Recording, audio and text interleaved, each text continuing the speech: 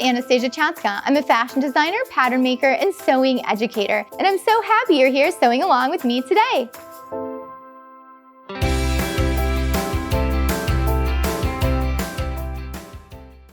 Welcome to Sewing Anastasia, and today I'm going to show you how to sew beautiful points. So every time you make a collar or a cuff or a waistband, you can get a nice crisp 90-degree angle. No more little rounded edges or where it looks like it's tucked inside of it. Let's make sure your points look nice and crisp.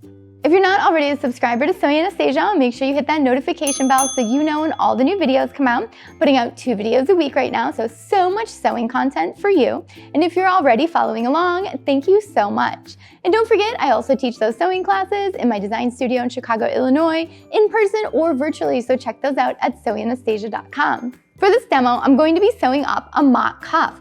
For this corner, I'm going to be sewing a very sharp point, and for this corner, I'm going to be sewing the point on a 45-degree angle. So we're gonna sew both of these up. I'm gonna give you some tips and tricks for turning these right side out. We're gonna press it, and then we're gonna take a look at both of them, and you can decide what method you'd like to use. So when sewing my mock cuff, I'm going to sew up, do a nice sharp point and turn, come all the way over. We're gonna do that 45-degree angle corner, and then we're gonna turn and come back down. So we wanna leave one side open so that way we can turn it right side out.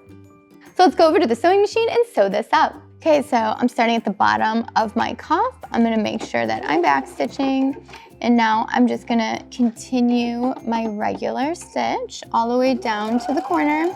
My seam allowance on here is 3/8 of an inch, so I wanna make sure I'm stopping 3/8 of an inch before the edge of the fabric. My needle is in. I'm gonna lift up and I am going to fully turn. So we're gonna have a nice sharp point at this end. So that was the first corner there, and now we're going to move on to the next one.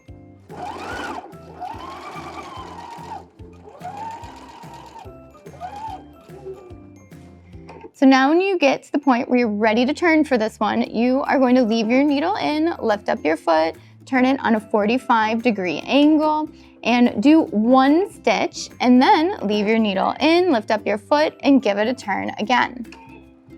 Come back down your cuff and finish up. Back stitch at the end and cut.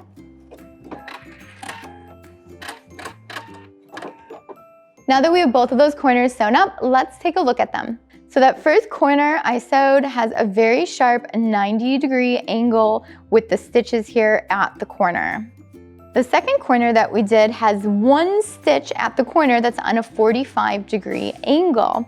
So this isn't a true 90-degree angle because we got that 1 stitch that's on a 45-degree angle, giving it almost a rounded look here at the corner. So to really see the true difference between these 2 corners so you can choose which one you would like to sew next time, we are going to turn them right side out. But first, we need to clip our corners. So I'm going to clip the corner on an angle, and then I like to come in here and just take a little bit more off. I'm going to do the same thing to the other one, making sure that when we flip it, we're not going to have any extra bulky fabric in there. Now what we're gonna do is take it and flip it right side out. But the corners aren't done yet. What we need to do is really push the fabric into the corner. So there's this really handy tool, I call it the corner pusher, and we are gonna take it and push it up into the corners so that way all of the fabric is popping out. Because you'll notice on this one how it's stuck inside of it. It's kind of concave inside of there. So we're gonna use this corner pusher to push it out.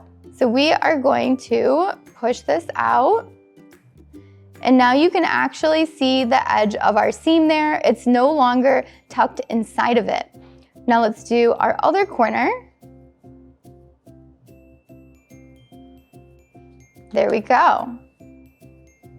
Now we have both of our corners turned right side out. And if you don't have a corner pusher, you can just use something sharp. You could even take the end of your scissors and push it up there. So anything you have laying around, it could be the end of a ruler as well. You just want it to push up into that corner nice and snugly so that way you can push out that seam. Now I'm gonna head over to the ironing board and I'm gonna give this a good press, and then we're gonna take a nice close look at it. So this point here was the sharp turn, and this point here was the one that had the 1 stitch on a 45-degree angle. So which one do you think turned out better? Personally, I think they both look very similar, but the one that has that stitch on the 45-degree angle has just like a really nice little round point here. So it's still a point, but it just rounds really nice.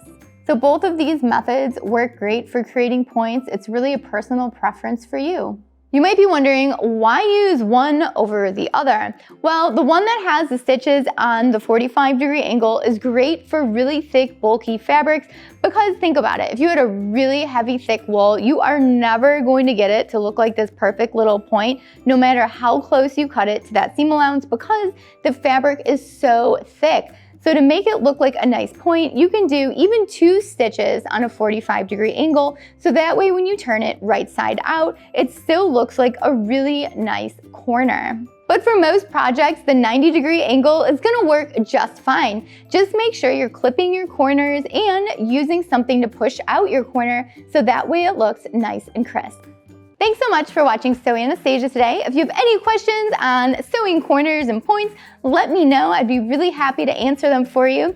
And if you enjoyed the video, give it a thumbs up, give it some applause, and let me know if you have any tips or tricks for sewing corners and points. I would love to hear them. And don't forget to subscribe to Sewing Anastasia. And if you're already a subscriber, thank you so much for watching. And make sure you follow me on Instagram, Facebook, and Twitter, TikTok, and all those social media websites, so that way we can stay connected and creative together.